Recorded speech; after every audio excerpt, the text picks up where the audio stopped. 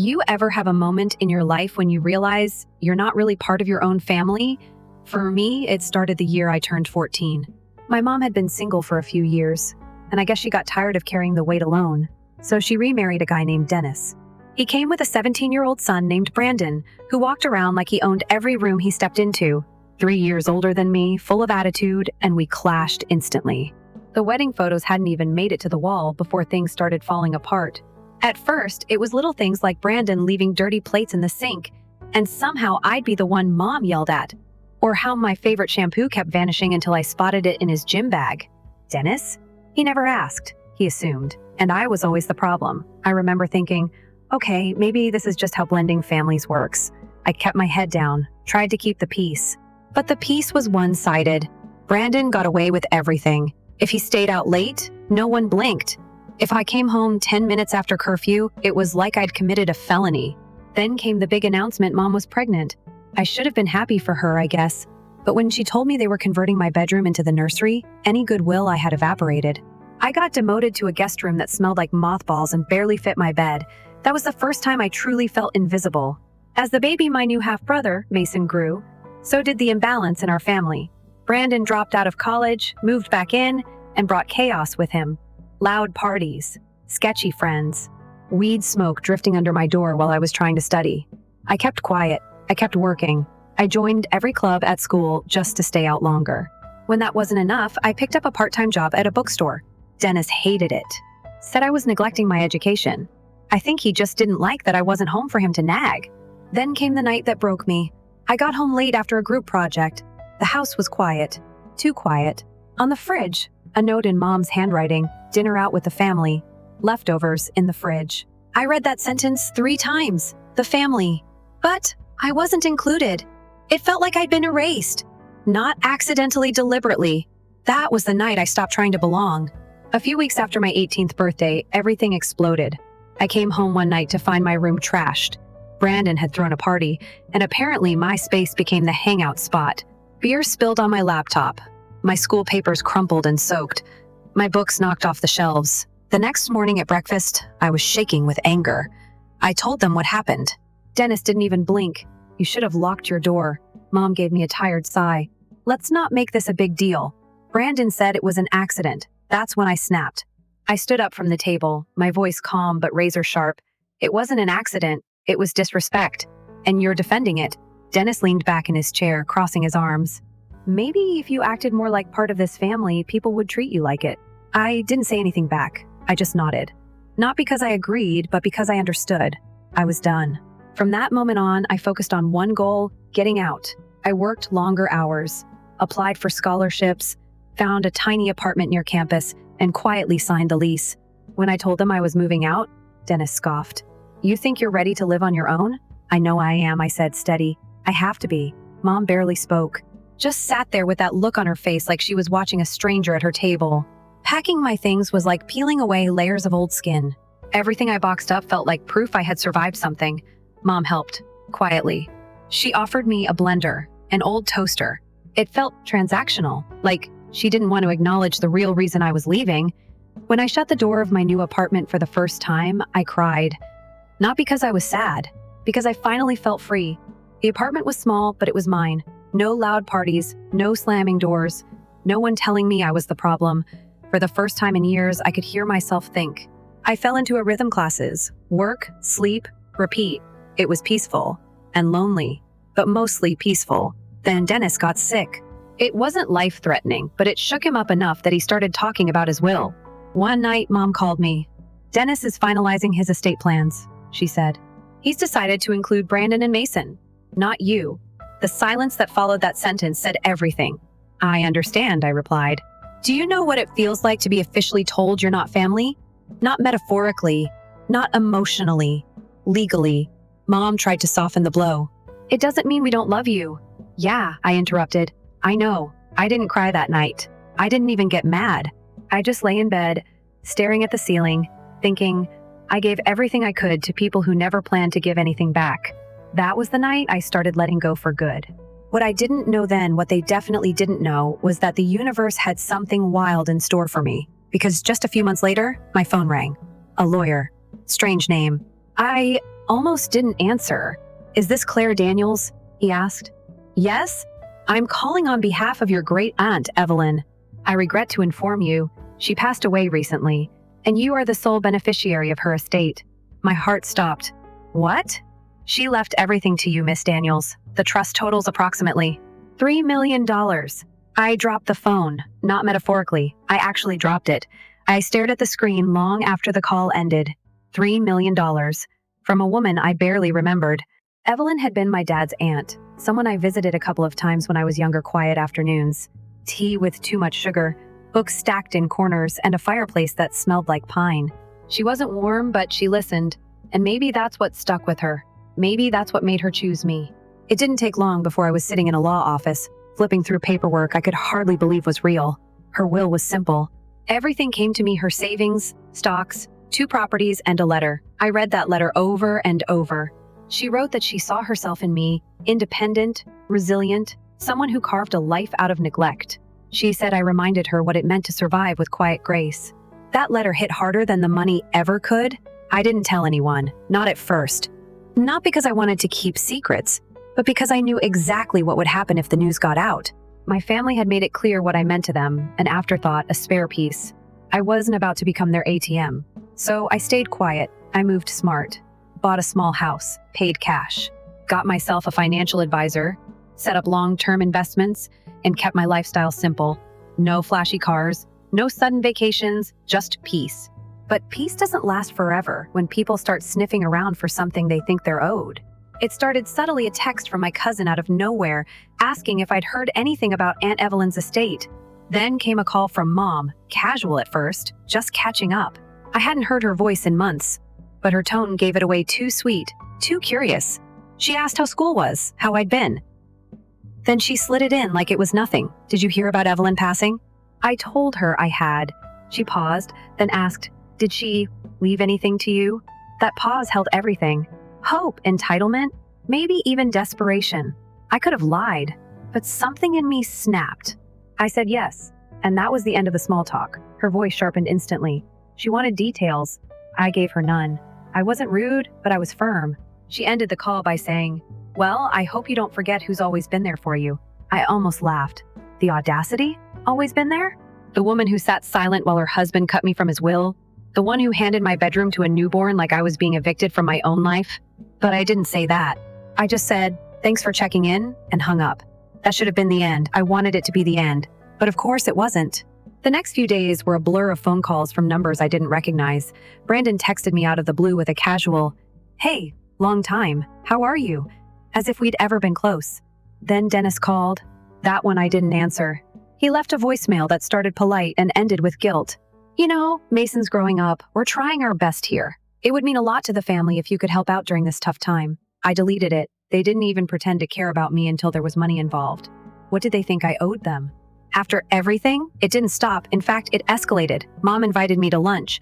Public place, probably to avoid a scene. I agreed, against my better judgment. We met at a cafe near downtown. She ordered wine. I got coffee. She started slow, talking about how Dennis's health was declining, how Brandon still hadn't gotten his life together, and how Mason's school tuition was a huge burden. I nodded politely, said nothing. Then she said it, "We need your help. Just a little. A loan. Something reasonable. 1 million would help us stabilize." I nearly choked. $1 million. Like she was asking for a favor, not dropping a financial bomb. I stared at her. She looked serious, not ashamed, not embarrassed, just expectant. She even added, "I mean, technically, Evelyn's money should have come to me anyway. She was my husband's aunt, after all." That's when I knew this wasn't just desperation, it was entitlement. I stood up, tossed some cash on the table for the coffee, and walked out. I didn't even look back. That moment told me everything I needed to know about her. There was no love in her voice, just calculation. I guess she thought motherhood came with a blank check. What followed was predictable and petty. She started calling relatives, telling them I'd stolen her rightful inheritance. Dennis sent a wall of text accusing me of abandoning the family in their time of need. Brandon posted vague messages on social media about selfish people who forget where they come from. It was all noise. Background static. But even noise can wear you down. So I drew a line. I stopped answering their calls, blocked numbers, shut it all down. I knew if I gave even an inch, they'd take a mile and my peace with it. But cutting people out, even toxic ones, comes with grief. Not the loud, sobbing kind, the quiet ache, the kind that sneaks up at night when you realize you've lost something you never really had, a family that sees you, accepts you, loves you without terms. That's the part that hurt. Still, the money wasn't the point. It never was. Evelyn didn't leave it to me because I was blood. She left it because she saw I'd built something out of nothing. She saw the girl who came to visit her with a book under her arm, who said please and thank you when no one else noticed. That girl grew up. She worked. She studied. She cleaned up after everyone and got blamed anyway. And she survived. That was worth something to Evelyn. And finally, it was worth something to me too. A few weeks later, I was walking out of the grocery store when I ran into Mason. He was with a friend, holding a box of pizza and laughing. He looked surprised to see me. I said hi. He said it back awkwardly. Then he asked, "Why don't you come around anymore?" I didn't know how to answer. He was only 14. Not his fault. I just said, "Life's been busy." He nodded. Then, before I turned to leave, he added, "Brandon said you're rich now." I smiled, not a happy smile, a tired one. "Some things are true," I said, "but not everything you hear is the full story." Later that night, I got a message from him. Just 2 lines. "Sorry for asking about money. I miss you." I stared at that message longer than I should have. It felt honest, simple, no angle. "Maybe the one piece of this whole mess that hadn't turned rotten," I replied. "I miss you too. It wasn't much, but maybe it was a start." For a little while, things went quiet again. Not peaceful, but quiet. The kind of silence you know won't last, like when the wind stops before a storm returns. I kept my distance from everyone, responded to Mason occasionally, but ignored everyone else.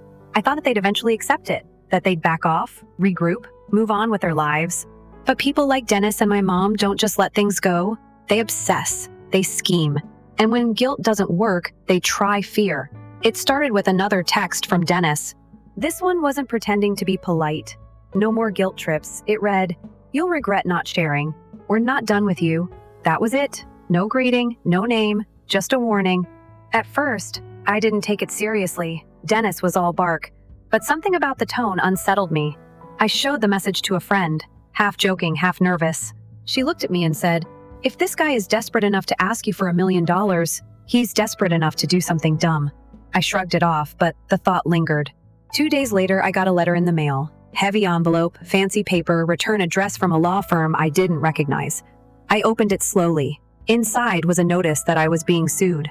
Not threatened. Sued. For a portion of misappropriated inheritance. I reread that sentence 3 times. Misappropriated. Like I had stolen something. Like I'd taken what wasn't mine. The letter claimed my mom was the rightful recipient of Evelyn's estate, because Evelyn was her aunt through marriage. I laughed. Not because it was funny, but because the logic was so warped it barely qualified as fiction. Still, my hands were shaking. I called my lawyer. He read the letter once, then chuckled the way a surgeon might laugh at someone who tried to suture a wound with duct tape. He leaned back and said, "This isn't even legally coherent." Turns out, the law firm listed on the document didn't exist. The address was tied to a vacant office. The phone number was disconnected. It was a bluff. A bad one. A fake legal scare tactic meant to spook me into giving in. And that's when it hit me. They were trying to intimidate me into handing over money through a fraudulent lawsuit. It wasn't just desperation anymore. It was manipulation wrapped in paperwork. I didn't respond. My lawyer said it wasn't worth the ink. Instead, I blocked every number I needed to, changed my voicemail, tightened my privacy settings. But the betrayal still sat heavy in my chest. It wasn't the scam that stung. It was the fact that they thought I'd fall for it, that they thought so little of me, that their respect could be measured in dollar signs and pressure tactics. That was the part I couldn't forget. But life doesn't pause for betrayal. It drags you forward whether you're ready or not. And I needed something to shift, something good. So I booked a road trip with a few close friends, just a week, just far enough to breathe. No big plans, just miles, music, and space. We drove along the coast, stopped at roadside diners, hiked through foggy trails, laughed over stupid stories from college. For the first time in months, I felt like myself again. Not the girl with the inheritance, not the estranged daughter, just me. No guilt, no expectations, just freedom. I didn't realize how much weight I'd been carrying until it was gone. I didn't cry. I didn't talk about Dennis or Mom, I just let it go. Not because it didn't matter, but because it didn't deserve to follow me anymore. When I came home, everything felt a little different. My house didn't feel like a fortress anymore. It felt like a haven. My fridge was full. My plants were alive. My inbox was empty. That silence, the same one that had felt so lonely at first, now felt earned, peaceful, deserved. I settled back into my routines, focused on work, picked up a few new hobbies, volunteered at a local shelter, built a life that didn't revolve around who needed what from me. Then, just when I thought the storm had passed, Mom showed up. No warning, no text. Just rang the doorbell on a Tuesday afternoon like nothing had happened. I opened the door and stared at her. She looked tired. Not aged exactly, but worn down. Like someone who had spent too long holding a smile she didn't believe in. I didn't invite her in. I just asked, "Why are you here?" She gave me that tight-lipped smile, the one she used when she knew she was losing control of the narrative. "I just want to talk," she said. I didn't move. About what? She glanced past me into the hallway. About everything. About how we got here. I almost laughed. "We got here because you walked over me to build a future for everyone but me." But I didn't say that. I stepped outside and closed the door behind me. We stood on the porch, awkward, silent. The gap between us more than physical. She started talking about Dennis's health again. About Brandon's unemployment. About Mason's school fees. All the same topics. All wrapped in a new tone, softer, but still rehearsed. She said they were struggling, that they needed help. That she never meant for things to get so bad. I just stood there, arms crossed, listening. When she finally finished, I asked, "Did you ever think about how I felt? About what you did to me? Or was I just a backup plan in case the boys didn't pan out?" Her mouth opened like she wanted to protest, but no words came. I didn't wait. I told her the truth, that I wasn't angry because of the money. I was angry because when I was a kid, I needed her to choose me, and she didn't. When I was 18 and broken, she told me to let it go. When Dennis cut me out of the will, she defended him. And when I finally got something I didn't even ask for, she tried to take it too. I said all of it, calmly, clearly, without rage, without apology. When I was done, she looked away. "I didn't know you felt that way," she whispered. I nodded. "That's the problem. You never asked." She left without another word. No hugs, no promises, no apology. Just walked down the path and disappeared around the corner. I watched her go and didn't feel anything. Not anger, not sadness, just space, just quiet. That night, I pulled out Evelyn's letter again. Reread it like I always did when the past started to creep in. She'd seen me, not as a mistake or an afterthought, as someone worthy of more. And for the first time in a long time, I believed it too. After Mom left that day, I thought that maybe that would be the final chapter. That we'd spoken our truths, said what needed to be said, and could both go our separate ways. But people like my mother don't close books. They leave them open just enough to rewrite the ending when it suits them. A week passed without a word. Then 2. Then 3. I started to relax. I filled my time with things that made me feel whole. I joined a writing group, finally got serious about learning how to cook something more complicated than eggs, and let myself breathe. But the peace was short-lived. I should have known it wouldn't end with words. People who can't control you often try to control the narrative. And sure enough, that's what came next. It started with whispers. A neighbor mentioned something about my family, saying I'd stolen from them. Then an old friend texted me, confused, asking if I really kicked my parents out of their house. The rumors spread like spilled ink. I wasn't shocked. I was disappointed. I thought they'd be angry. I didn't expect them to be desperate enough to lie.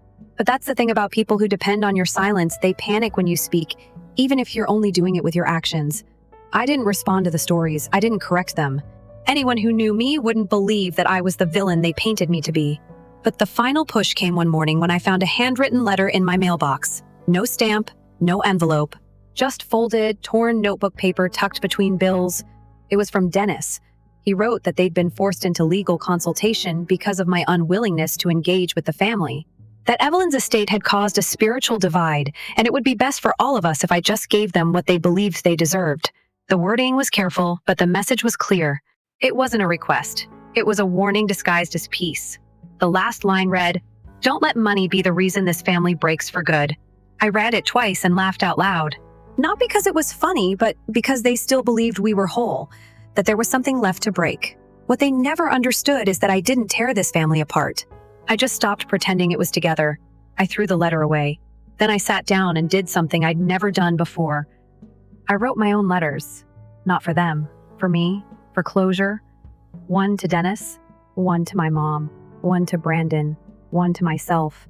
They weren't emotional rants. They weren't angry. They were measured, honest, final. I told them how it felt to be erased, to be treated like a burden, to grow up waiting for affection that never came. I explained how silence had protected me for years, but I was done letting it shield their choices. I ended each letter with the same sentence: I wish you peace, but I won't carry your pain anymore. I didn't send them. I didn't need to. Writing them was enough, but life had more to say. A few weeks later, I got an email that caught me completely off guard. It was from Brandon. No subject line. Just a simple message. I know you hate me. I probably deserve it. But I wanted you to know I'm trying to change. I didn't know what to make of it. He wasn't asking for anything. Just a few lines. Plain and strange. It didn't seem like him. I let it sit in my inbox for days. Finally, curiosity got the better of me. I replied with a single sentence. Why now? His answer came quickly. Because Mason keeps asking about you and I don't know what to tell him. That cracked something in me. Not forgiveness, not trust, just a tiny shift. Mason had become the only person from that part of my life I didn't associate with pain. And knowing he was still thinking of me, that he remembered me as more than just the girl who disappeared from his house one day, made me realize I couldn't ignore him forever. So I messaged him. We started slow, small texts, memes, comments about his favorite shows. Then one night, he asked if I'd come to his school play. I hesitated. Walking into their world again, even briefly, felt risky. But this wasn't for them, it was for him. So I went. I didn't sit with the family. I stayed in the back, near the door. He was nervous, fidgety, but when he walked on stage and saw me, his face lit up for just a second. It reminded me why I stayed away, not because I didn't care, but because I cared too much. After the show, he ran up and hugged me like nothing had happened, like years of absence didn't matter, like I was still his sister. We talked for 10 minutes, then I left before anyone else saw me. That night, I cried for the first time in a long time, not out of sadness, not out of guilt, just release. But healing doesn't erase history. It doesn't rewrite what's already been done. And just when I thought they'd accepted my silence, another letter arrived. This time official, this time real, a new lawyer, a new case. My mother was suing me again, this time for emotional damages and wrongful withholding of shared family assets. I didn't panic. I didn't even flinch. I forwarded it to my attorney, who rolled his eyes so hard I could hear it over the phone. He told me not to worry, that the case had no standing, that no judge in the world would side with someone trying to retroactively claim money they were never promised. But it wasn't about the case. It was about the escalation. The message was clear. They weren't done trying to break me. And that's when something shifted again, but this time, in me. I wasn't scared. I wasn't confused. I was angry, not in the fiery, screaming way. Not in a way that needed revenge or spectacle, just a cold, clean certainty that I had nothing to prove, that I didn't need to defend myself against people who'd already decided I was the enemy the moment I chose peace over servitude. So I started preparing, not for court, but for permanence. I began making the necessary changes, updated my will, finalized my trust documents, drafted legal instructions that clearly stated who would and wouldn't be part of my future. This wasn't about punishment. It was about protection. It was about drawing a permanent line between the life I came from and the life I had built. I also started keeping records not out of paranoia, but because I'd learned that people who manipulate others often change the story when they're called out. And I wasn't going to give them the chance. The next time they knocked, I wouldn't answer with hope or hurt or hesitation. I'd answer with facts, with silence backed by paper. What they still didn't understand is that some bridges aren't meant to be rebuilt. Some are meant to burn so thoroughly that you stop trying to cross them. And that's what I was doing, letting the fire finish what it started so I could finally walk away for good, not just in body, but in spirit. After I updated my legal documents, something inside me settled. It wasn't happiness. It wasn't closure. It was just stillness. Like I had finally walked out of a room I'd been trapped in for too long and closed the door behind me, not with a slam, but a soft, certain click.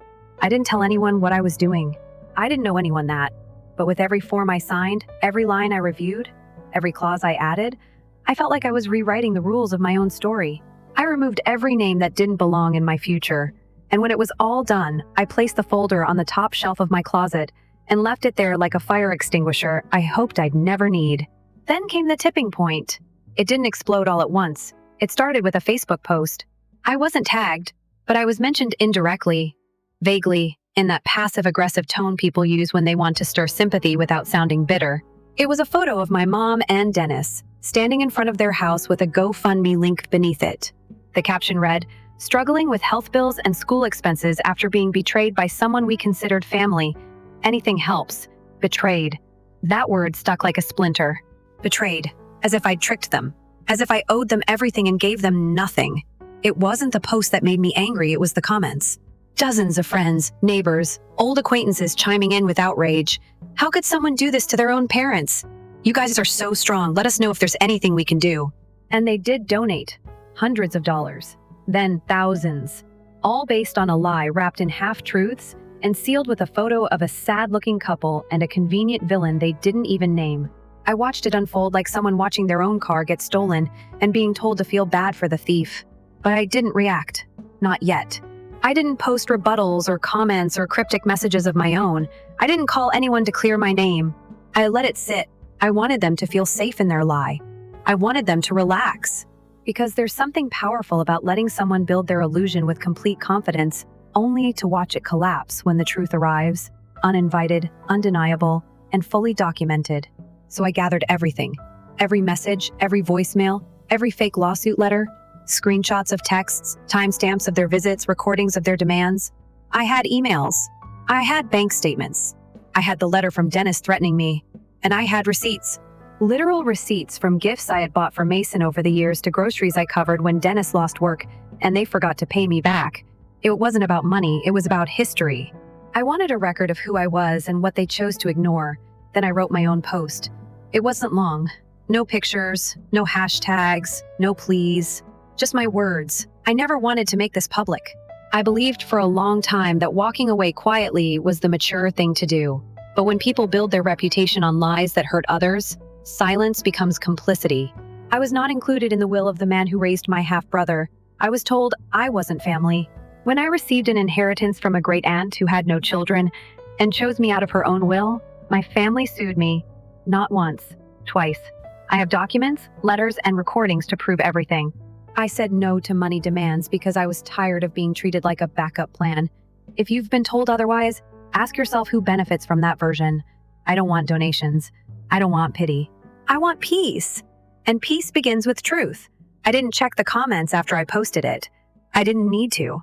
I had said what needed to be said. But within 24 hours, I started getting texts from people I hadn't heard from in years. Cousins who had once unfollowed me without a word. Friends of the family who admitted they hadn't known the full story. Even one of Dennis's brothers messaged me saying, "I had no idea. I'm sorry. I didn't respond to all of them. I wasn't looking for reconciliation. I just wanted the noise to stop." And in a strange way, it did. The GoFundMe page came down 3 days later. No apology, no explanation, just vanished. My mom deleted the original post. Brandon's vague messages about betrayal disappeared too.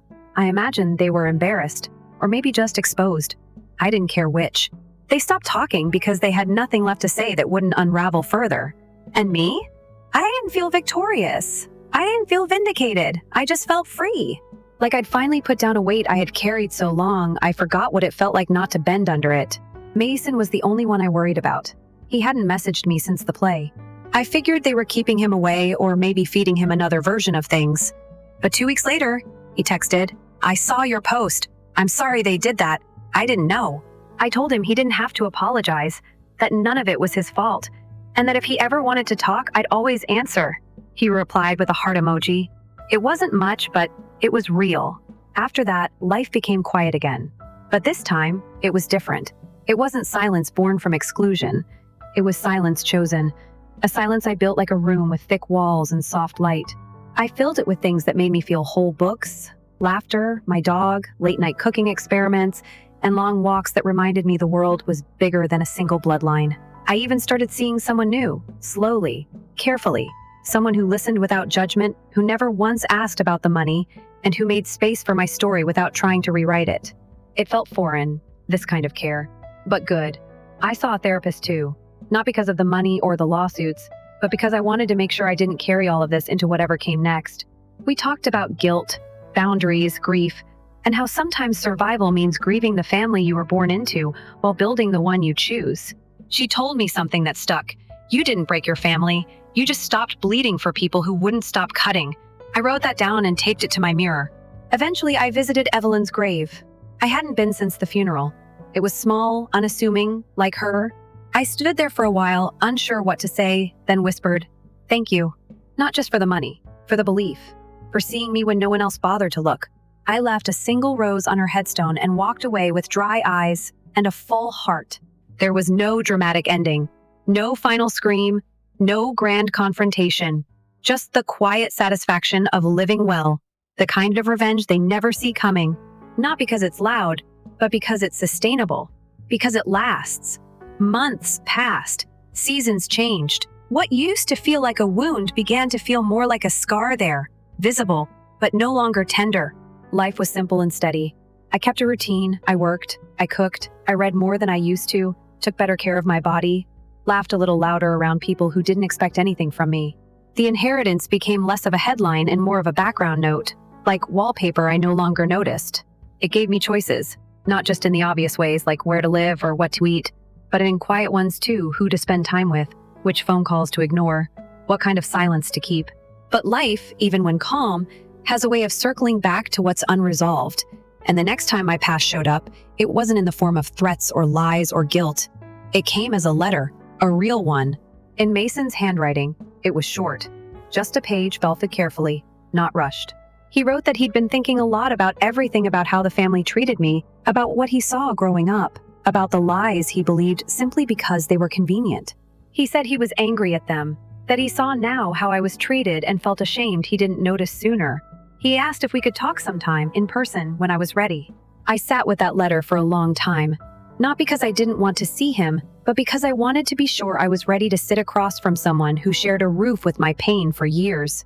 But Mason had never been part of the rot. He was just a kid caught in a current too strong for him to swim against. So I wrote him back, told him yes. We met at a coffee shop near campus, the kind with old mismatched mugs and soft music that made space feel easier to breathe in.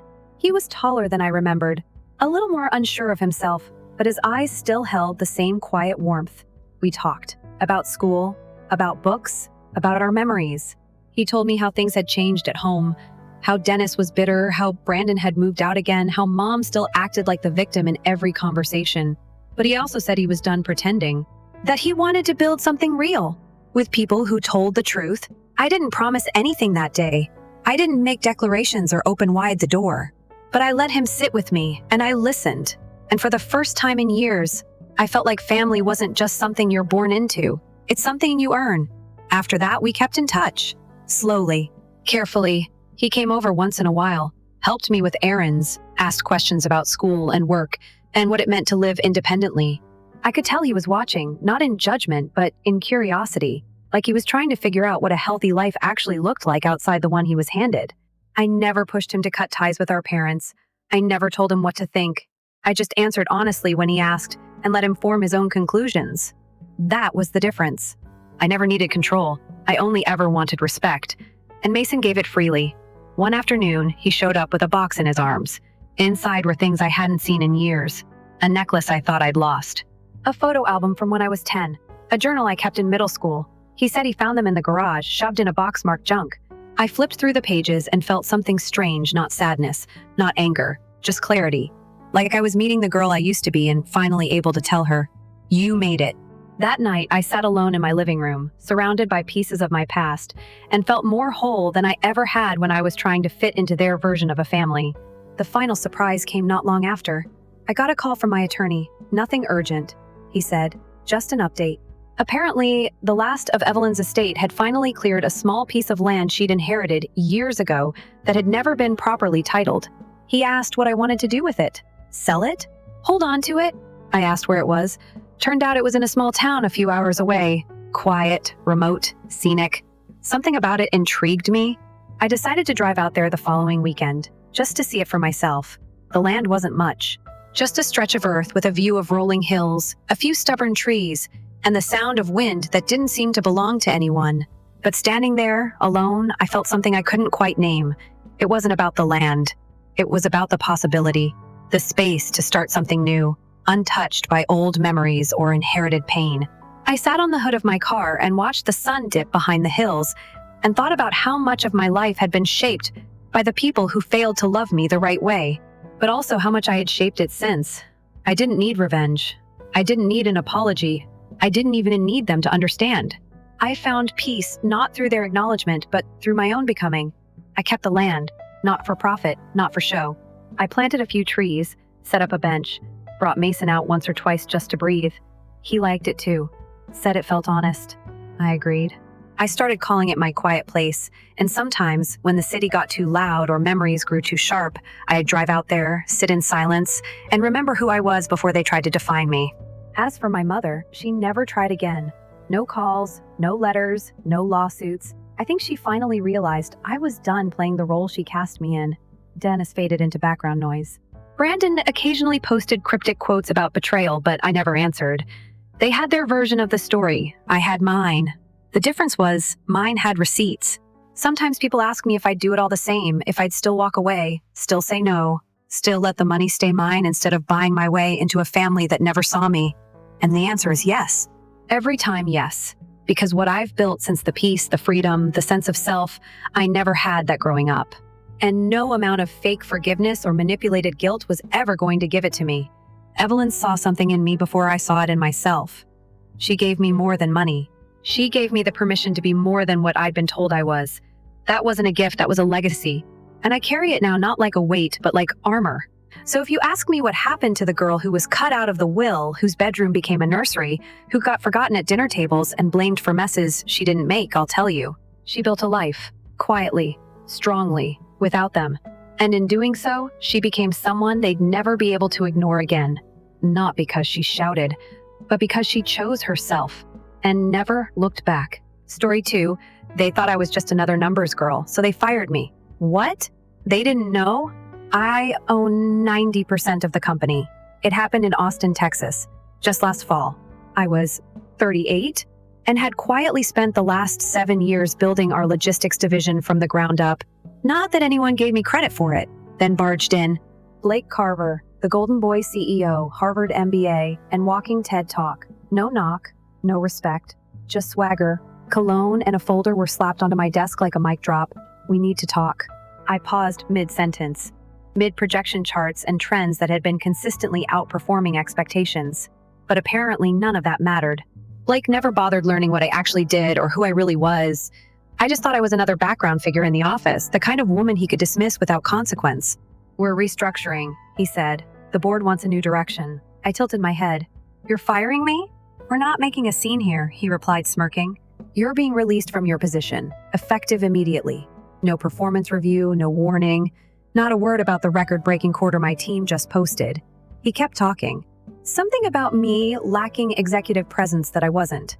People focused enough. His voice was smug, but all I could hear was the quiet hum of irony building behind my calm smile.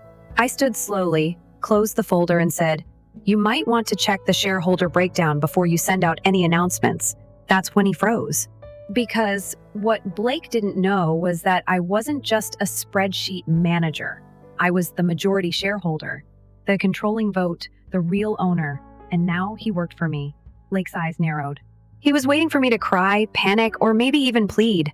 But I dealt with too many overpromoted boys with fragile egos to let this one see me flinch. I'll need your laptop and badge by the end of the day, he said, trying to sound authoritative. Your access ends at 5. Severance info with HR, as usual. I stood calm and measured and extended my hand. Thanks for the clarity.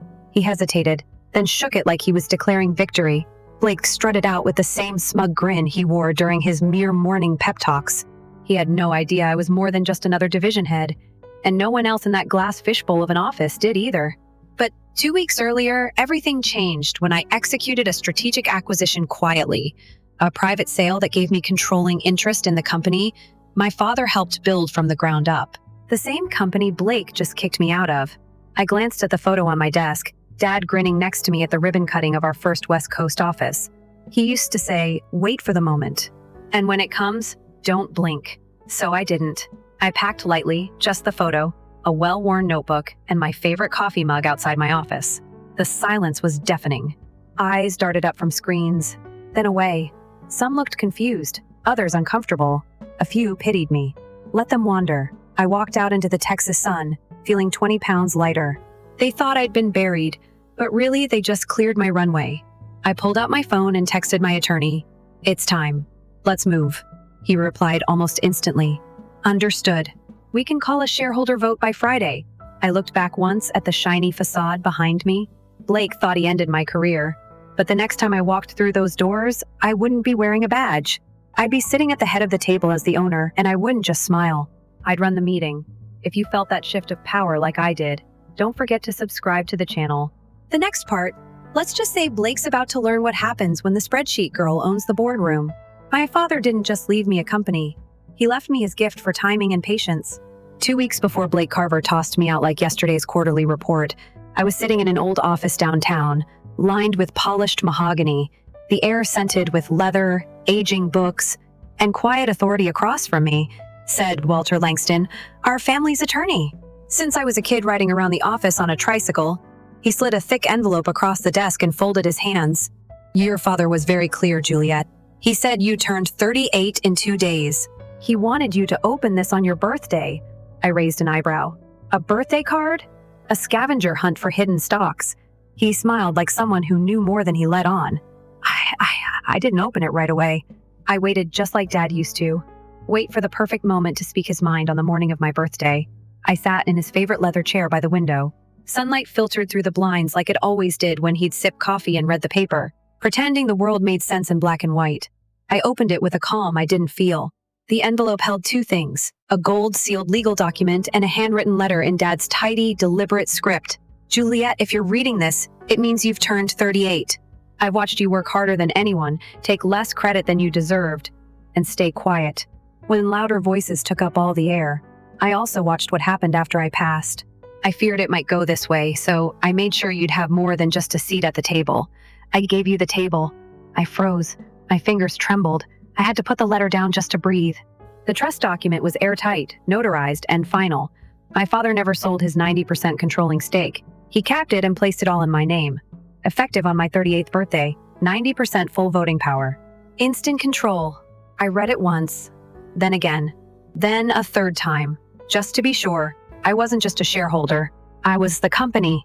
Still in my pajamas, I called Langston. Is this real? I whispered. As real as it gets, he replied without hesitation. Your father set it up carefully. The board doesn't know unless you tell them they won't. I sat in stunned silence. I had been trying to earn my place when I already held the keys. Why now? I asked. Your father wanted you to experience the company first, Langston said gently, to see if you truly wanted it, to see who revealed themselves. And they had Blake, the board, everyone who assumed I was just a glorified analyst. He knew they'd overlook me, underestimate me, and try to box me out. And he knew I wouldn't walk away. The next morning, I called Langston again. We're calling a shareholders meeting, I said. But don't notify the board yet. Not until I say so. He paused. Juliet, what exactly do you have planned? I looked out at downtown Austin. The city kept buzzing like nothing had changed. I plan to walk into that boardroom, I said, and show them exactly who they tried to dismiss. I ignored his follow-ups, skipped the exit interview, and didn't return a single email. Instead, I met Langston at a quiet coffee shop tucked into a side street, the kind of place where no one asks for job titles. He sipped a cappuccino, a folder in front of him. You're about to drop a grenade into their boardroom, he said, tapping the folder. I didn't blink. They pulled the pin when they fired me. He nodded. Inside the folder was the official filing notice of a special shareholders meeting. Executive leadership review is on the agenda. Blake didn't see it coming. That was the point. His whole playbook was swagger and projection. Just enough knowledge to intimidate those who wouldn't fight back. But his confidence, it was a house of cards, and I was the breeze. The meeting was set for Tuesday. Not too soon to raise suspicion. It's not too late to let them build a defense. My final stop that day was Caroline Winters, the quiet keeper of my father's trust. She didn't bother with small talk. She opened her file, glanced at me, and said, Are we ready to take it back? I smiled. We're not just taking it back, I said. We're taking over. She slid the folder across the desk like she was delivering military intelligence. Caroline Winters, my father's most trusted advisor, looked me dead in the eye. I've watched that man dismantle your father's legacy piece by piece. Juliet, she said, her voice low and firm, you owe him no courtesy. Inside the folder were internal audits, ownership certificates, voting records, and an employee culture report that read like a slow-motion train wreck. Staff satisfaction is down 38%. Departmental turnover is up 47% in HR complaints buried like secrets in a locked drawer. Blake spun, manipulating short-term gains to hide long-term incompetence. Caroline added, not blinking. If it continues for 2 more years, the company collapses. I sat in silence and let the weight of it settle over me into my bones. I'm not going to yell, I said. Finally, I won't gloat. You won't have to, she replied with a wry smile. Let the numbers speak. As I left her office, I passed an old portrait hanging in the hallway, my father standing proudly outside our original headquarters, one hand resting protectively on the shoulder of a little girl in a red dress. Me? He looked younger than I ever remembered. Steady, almost like he knew this day would come. By Monday, the office rumor mill was in overdrive. My phone was a flood of texts. Are you okay? What happened? Blake's acting like he got promoted or something. HR won't say a word. It's weird. I didn't answer. Not yet. Let them wander. Let Blake bask in it. The higher he felt, the sweeter the drop. That evening, I pulled out a navy blue suit I had bought 5 years ago for a dream job that never materialized. It still fit like it had been waiting for this. I rehearsed what I'd say. Not a speech, just a few words. Sharp, clean, no embellishment. Just truth. Tuesday morning, I arrived 5 minutes early. Alone, no entourage. Just me. A folder in the law at the front desk. The receptionist glanced up. Froze. Juliet? I smiled. Good morning. Upstairs. Langston was already waiting near the elevators. Calm and collected as always. They're in there, he said. Blake's in the middle of a strategy session. He thinks he's got it all figured out. I just did my jacket. Took a deep breath and nodded. Not for long. We walked together toward the frosted glass doors of the boardroom. When I opened them, the silence hit like a pin dropped into gasoline. The room had been buzzing. Casual banter, chuckled someone, flipping through the printed agenda. It stopped the second I stepped in. Blake was mid-sentence, pacing like a tech bro on stage. He turned, eyes landing on me. His face twitched, confused, irritated, and then stunned. Juliet. His voice rose. This meeting is for board members only. I smiled politely, walked to the head of the table, pulled out the chair, and set down my folder. Exactly, I said and took my seat. Dead silence. Blake blinked at the papers, then at me, back to the room, searching for someone to laugh and call this a prank. No one did. He tried again, louder. As I said, employees aren't allowed in these sessions. I met his gaze and held it. I'm not an employee, I said, pausing just long enough for it to sting. I'm the majority shareholder. The temperature dropped 5 degrees. Chair straightened, eyes widened. Even Mr. Dalton, our oldest board member, leaned in and adjusted his glasses. He reached for the top document in the folder, brows furrowing as he scanned the gold seal. Is this accurate? He asked, voice gravelly. It is. I confirmed the trust transferred 90% of my father's shares to me on my 38th birthday. Everything's filed and notarized. You'll find it all in compliance. Blake looked like someone had yanked his power cord mid-presentation. His jaw clenched, his cheeks flushed, and blotchy waves. For once, he had no words.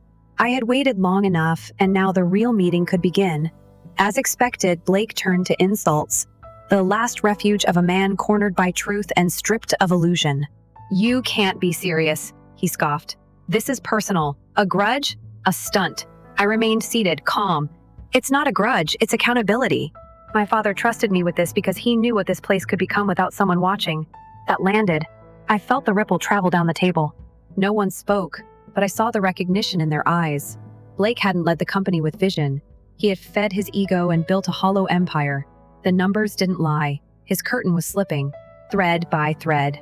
I opened the second folder. This meeting was called to conduct a formal review of the company's executive leadership, beginning with the office of the CEO. Blake jumped to his feet. This is a coup. I looked at him evenly. I'm not asking. My voice didn't rise, but the silence did. I began distributing copies of the financial report. Let's talk performance. No drama, no flair, just facts. Employee satisfaction has dropped 38%. Departmental turnover is up 47%. HR has 3 active unresolved discrimination claims. I watched their faces shift as the weight of it set in. Some squirm aimed. Others glanced at each other. Nobody spoke in the same quarter. Our competitors reported growth. I continued. We stayed flat. That's not market fluctuation. That's mismanagement. Then I turned to the next section, excessive spending on executive perks. Travel reimbursements with no documentation. Bonuses approved during a hiring freeze. All under Blake's directive. Blake's face flushed. "You're twisting the numbers," he barked. "You're making them fit your narrative." I didn't blink. "I don't have to twist anything. The truth is loud enough." He looked around for backup. "No one moved. You counted on no one having the authority to challenge you," I said, letting my thoughts linger in the air. "That assumption ends today." I slid the final folder forward. "This is a formal motion to remove Blake Carver as CEO, effective immediately. Pending final documentation." The boardroom went so still and quiet, I could hear the nervous shift of a leather chair. The board secretary leaned toward me and whispered, "You don't need a second." "No, I said. "I hold 90% of the voting power." Dalton adjusted his glasses. "With that majority, the motion carries automatically. It's official." Blake slammed his fist on the table. "This is a joke, a power grab." I looked at him the same way I had the day he fired me. Calm, unshaken. "You taught me how to handle being dismissed," I said. "Now it's your turn." He stood there, stunned, shoulders drooping under the weight of power he no longer held. No one reached out to stop him as he walked toward the door. His exit was quiet. Finally, the door clicked shut behind him. I looked back at the board. "This company deserves better, so do its people. That starts today." Dalton leaned back and nodded. "Welcome back, Juliet." No applause followed. No music swelled. Just quiet acknowledgement that power had shifted for good. The next day wasn't about revenge. It was about repair. I didn't move into the CEO office that morning. Didn't change the nameplate. Didn't strut down the hallway or bask in any glory. The company wasn't fixed by taking a bigger desk. It had to be rebuilt from the inside. The following Monday, I called an all-hands meeting. Not in some flashy hall, but in the same conference room where Blake had once handed out stale praise and inflated projections to the same three men. But this time, the atmosphere was different. People filed in slowly, whispering and glancing nervously. Uncertainty hung in the air like static before a storm. The front rows were empty. No one wanted to assume anything. I stepped to the front with just a black notebook. No slides, no buzzwords, just me. I cleared my throat. "Some of you know who I am," I said. "Some of you only know the version someone else told you. Today I want to tell you for myself.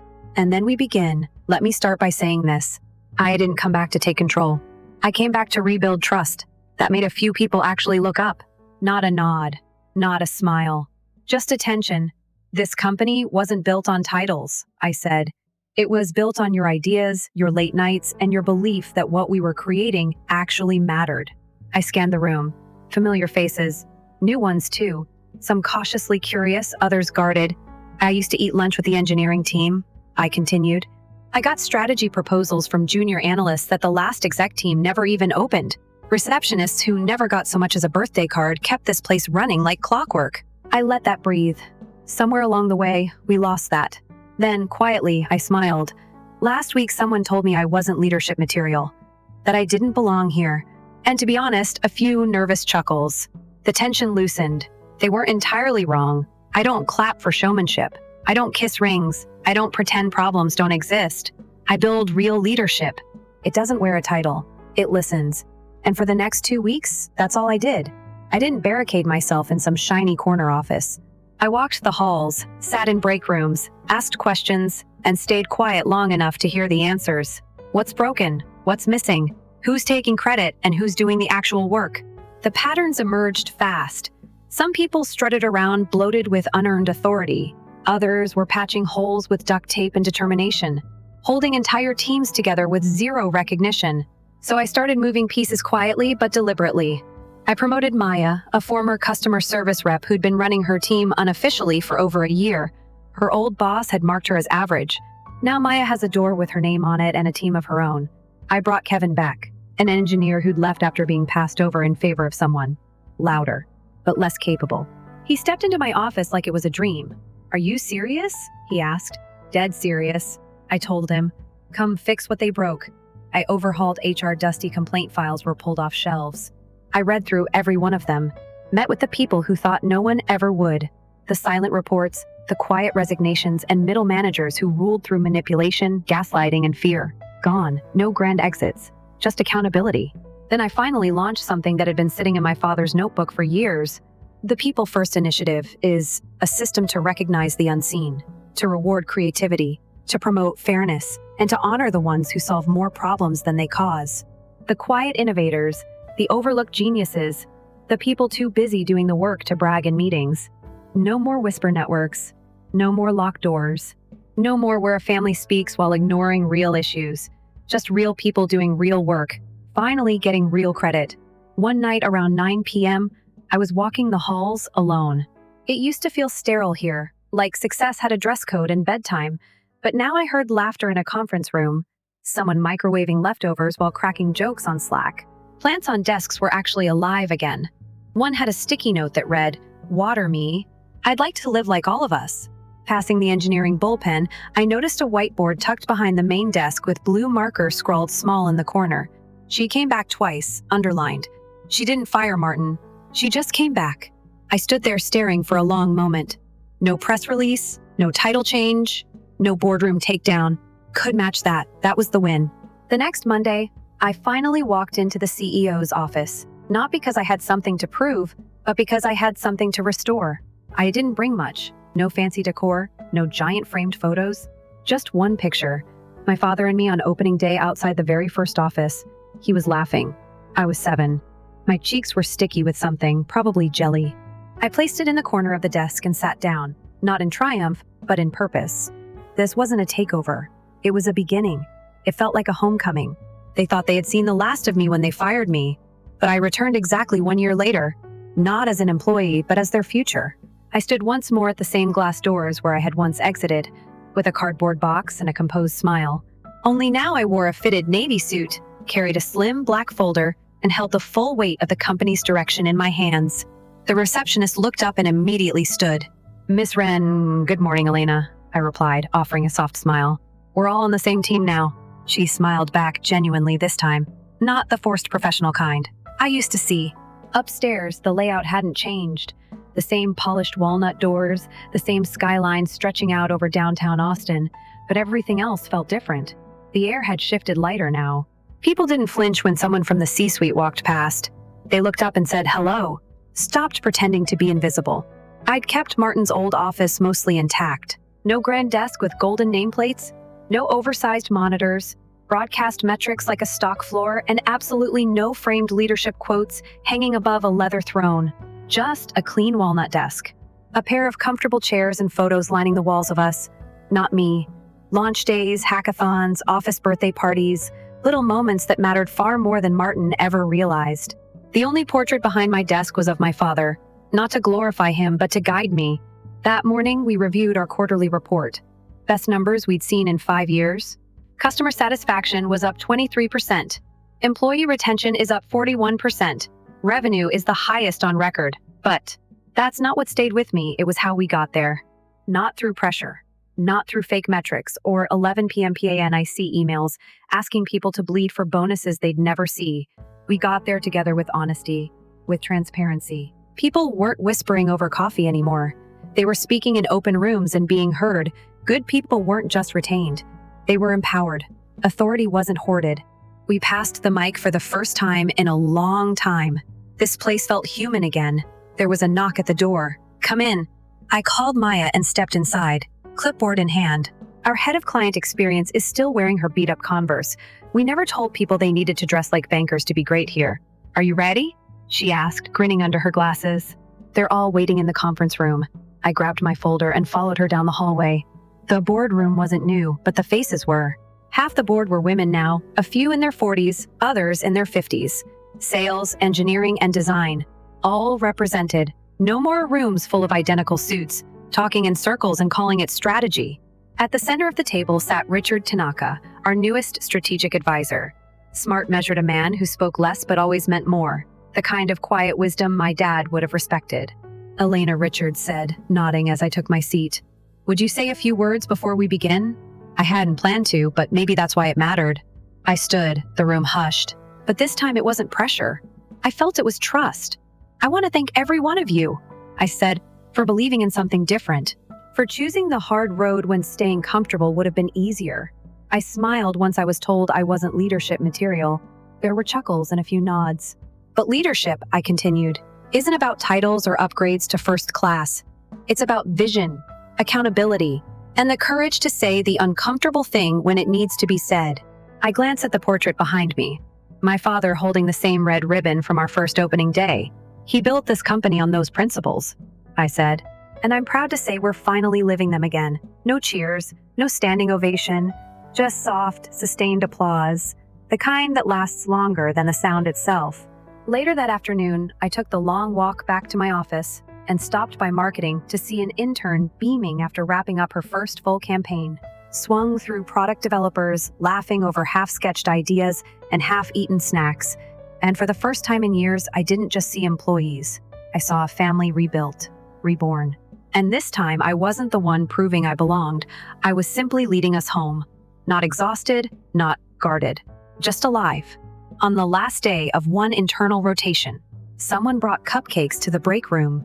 I grabbed one, pulled up a chair, and spent 20 minutes listening to a group of interns talk about nothing particularly important, and that was leadership, not always the big vision. Sometimes it's about its presence being there, creating a space where people can simply exist without fear. I didn't come back to settle scores. I came back to give good people a real shot, to build a culture where kindness wasn't mistaken for weakness, where the soft-spoken engineer didn't get passed over, where client support wasn't treated like a cul-de-sac career, and where respect, not fear, was the currency of influence. They fired me a year ago, smiling, delivering some hollow line about a new vision. And now we have vision for real. But this time, it doesn't belong to one person in a corner office. It belongs to everyone in the room. This story isn't just mine. It belongs to anyone who's ever been underestimated, overlooked, or quietly pushed aside. So drop a comment below. Let me know what part of this hit home for you. Tell me about your own comeback, your quiet strength, or that moment you realized your voice mattered. I read everyone, and if you felt something from this journey, subscribe. Not for me, but for us. For the stories that don't always get told. For the ones that don't end with revenge, but with rebuilding, with real leadership, with doing the right thing even when no one's watching. My advice? Don't waste your energy proving yourself to people who never intended to see you. Build something bigger, something true. Leadership isn't loud. It doesn't always wear a suit. Sometimes it's sitting in a break room with a cupcake, listening to someone who just needed to be heard. Whatever you're working toward, keep going. Stay kind. Stay steady. And when your moment comes, don't flinch, because one day you'll walk back through those same doors. Not for revenge, but to show them what leadership really looks like.